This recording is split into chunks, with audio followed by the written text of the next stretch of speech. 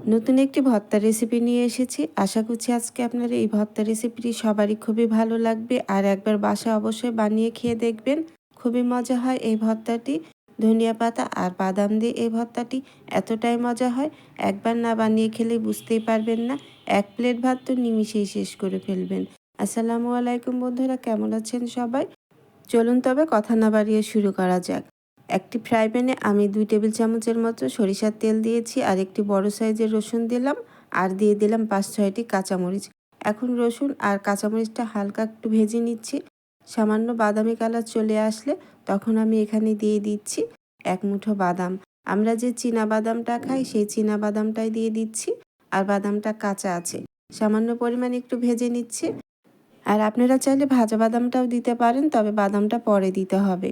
আমি বাদামটা হালকা ভেজে নিচ্ছি, খুব বেশি মুচমুচে করে ভাজা যাবে না, তাহলে ভর্তার টেস্টটা পাওয়া যাবে না। এখন আমি দিয়ে দিচ্ছি ধনিয়া পাতা। এখানে প্রায় ১ মুঠোর মতো ধনিয়া পাতা দিচ্ছি আর ধনিয়া পাতাটাও একটু ভেজে নিচ্ছি। কাঁচা ধনিয়া পাতা দিলে ভর্তাটা খেতে তিতো লাগবে। আর আমি এই ভর্তাটি ১ সপ্তাহের মতো সংরক্ষণ করে রেখে খাবো। এখন যেহেতু শীতের সময়, এই ভর্তাটা নরমাল তাপমাত্রায় ১ সপ্তাহের মতো রেখে খাওয়া যাবে। এখন হালকা করে আমি একটু ভেজে নিচ্ছি, দেখতেই পাচ্ছেন। চুলার আঁচটা মিডিয়াম রেখে আমি ভেজে নিচ্ছি। এখন আমি এখানে স্বাদ মতো লবণ দিয়ে দিলাম। ১ টেবিল চামচের মতো লবণ দিয়েছি আর এই লবণটা আমার স্বাদ অনুযায়ী ঠিক আছে। দেখতেই পাচ্ছেন নিশ্চয়ই ধনিয়া পাতাগুলো একবারে নরম হয়ে অল্প হয়ে গেছে। আর আপনারা চাইলে ধনিয়া পাতাটা আরেকটু বাড়িয়ে দিতে পারেন।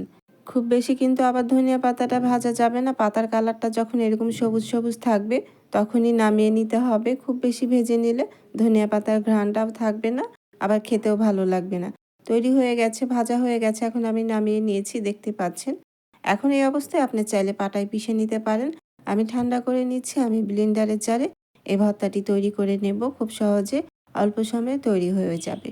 আর কিছুই দেওয়া লাগবে না, এখন শুধু ব্লেন্ড করে নিতে হবে। আর আপনারা যদি পাটায় বেটে নেন তাহলে কিন্তু পানি দেওয়া যাবে না, সরাসরি এমনি বেটে নিতে হবে। আর একটু দানাদার থাকবে এই ভর্তাটি। দেখতেই পাচ্ছেন নিশ্চয়ই তৈরি হয়ে গেছে। এখন আমি কিছুটা সরিষার তেল দিয়ে পরিবেশন করে নিচ্ছি। তৈরি হয়ে গেছে মজাদার ধনিয়া পাতা দিয়ে বাদাম দিয়ে এই ভর্তাটি। একবার বাসায় ট্রাই করতে পারেন, খুবই মজা হয় খেতে।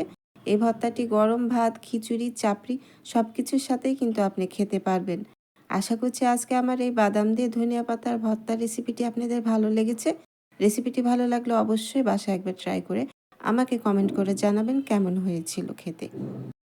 রেসিপিটি ভালো লাগলে অবশ্যই আমার ইউটিউব চ্যানেলটি সাবস্ক্রাইব করে রাখবেন ও একটি লাইক, কমেন্ট, শেয়ার করে দেবেন।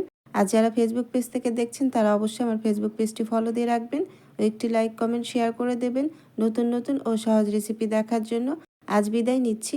চলে আসবো আবারও অন্য কোনো নতুন ও সহজ রেসিপি নিয়ে। আল্লাহ আপনাদের ভালো রাখুন, সুস্থ রাখুন।